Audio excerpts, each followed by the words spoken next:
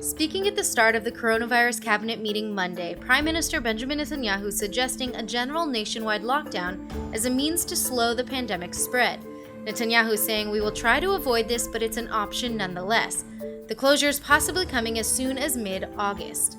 Then addressing the press this morning from the Homefront Command, the premier again laying out his dire warnings. אני לא רוצה לגמד אותו, לטשטש אותו, או לצמצם אותו בשום צורה.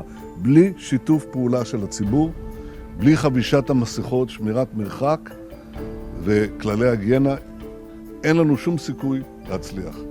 עם שמירת הכללים האלה אנחנו נצליח. Other ministers, on the other hand, again discussing the possibility of localized closures and curfews during nights and weekends. But Health Minister Yuli Edelstein rallied against the idea, saying, quote, "There is no such thing as a half closure, just as there's no such thing as being half pregnant."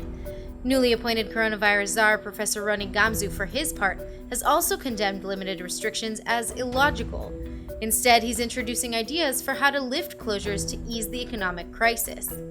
But no definitive decisions were adopted overnight either way.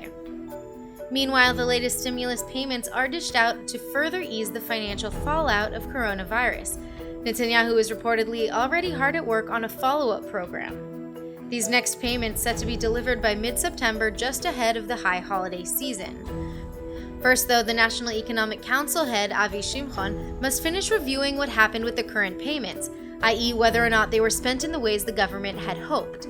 Especially since, unlike the current payments, the September stimulus is said to be biased in favor of low-income citizens. In any case, the dangers of the disease are mounting, hospitals starting to buckle under the strain, health officials warning that layoffs are on the horizon under current budgets or lack thereof. This meaning that already strapped healthcare systems may be in even more dire straits if current trends continue. New infections rising overnight by nearly 2,000 to over 75,000 total. Nearly 24,800 actively sick, 349 severely ill, and the death toll rising again to 554.